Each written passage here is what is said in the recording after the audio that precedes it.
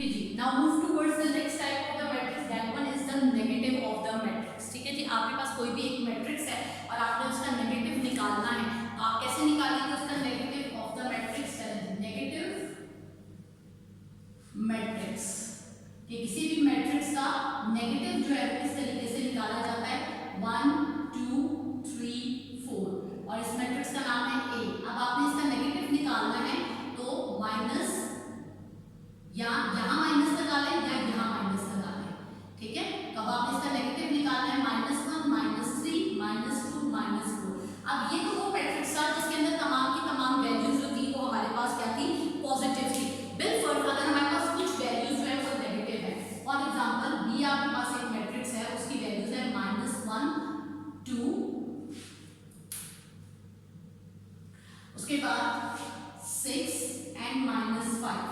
अब जब इस तरह का मैट्रिक्स कोई भी आ जाता है तो उस सूरत के अंदर हमारे पास जो है वो हमारा आंसर क्या होगा? तो -b इज इक्वल्स टू, जो नेगेटिव है वो पॉजिटिव, जो पॉजिटिव है वो नेगेटिव हो जाएंगे, राइट? दिस वंस, तो ये आपके पास क्या आएगा?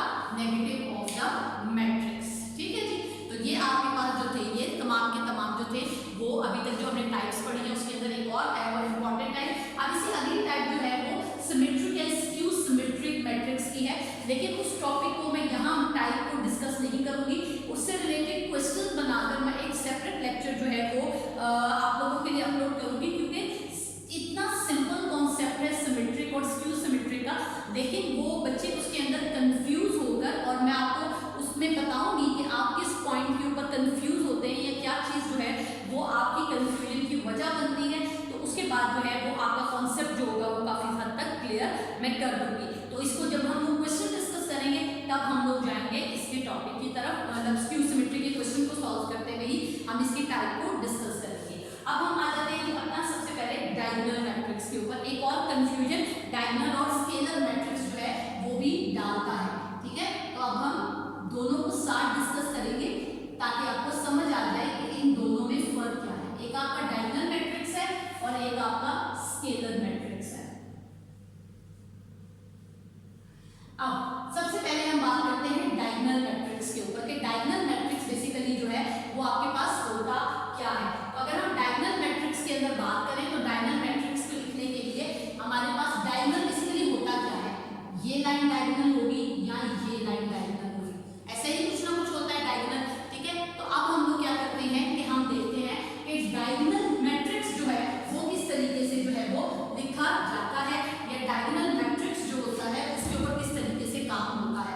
फॉर एग्जांपल आपके पास एक मैट्रिक्स है 1 0 0 0 2 0 0 0 3।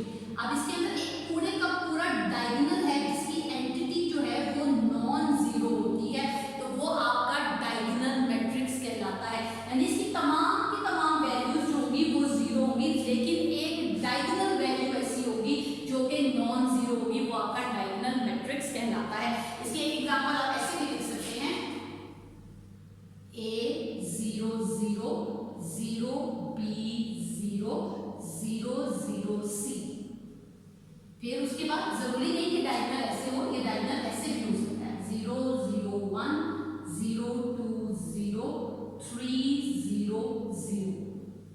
तो ये तमाम के तमाम आपके पास एग्जांपल्स क्या आ जाएगी? डायगोनल मैट्रिक्स की एग्जांपल आ जाएंगे। अब साथ ही हम दूसरा कॉन्सेप्ट है उसको भी टच करते हैं जो कि है आपके पास स्केलर मैट्रिक्स। अब स्केलर मैट्रिक्स आपके पास जो है वो काफी मिलता जुलता कॉन्सेप्ट है डायगोनल मैट्रिक्स से रिलेटेड ही, क्योंकि इसके अंदर कंफ्यूजन का पॉइंट ही यही है कि ये डायगोनल और स्केलर मैट्रिक्स जो होते हैं वो दोनों ऑलमोस्ट सेम लगते हैं, लेकिन अब इसके अंदर प्रॉब्लम क्या आती है कि डायगोनल मैट्रिक्स के अंदर ये जो वैल्यूज हैं डायगोनल की वैल्यूज सेम होती हैं।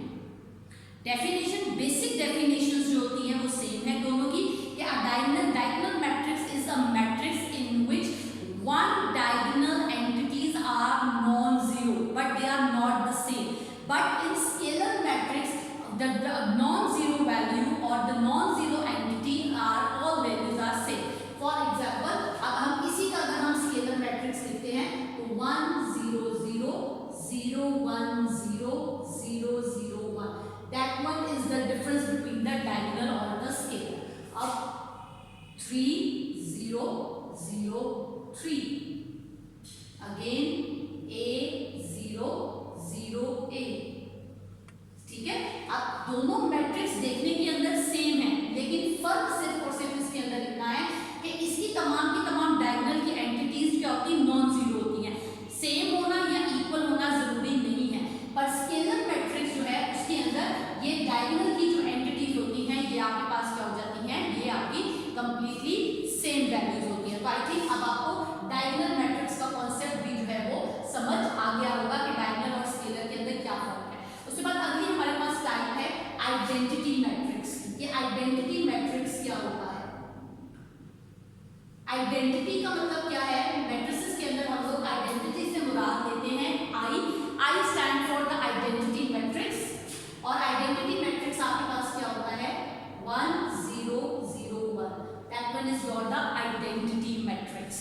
उसके बाद 1 0 0 0 1 0 0 0 1, अगेन ये आइडेंटिटी भी है और ये आपके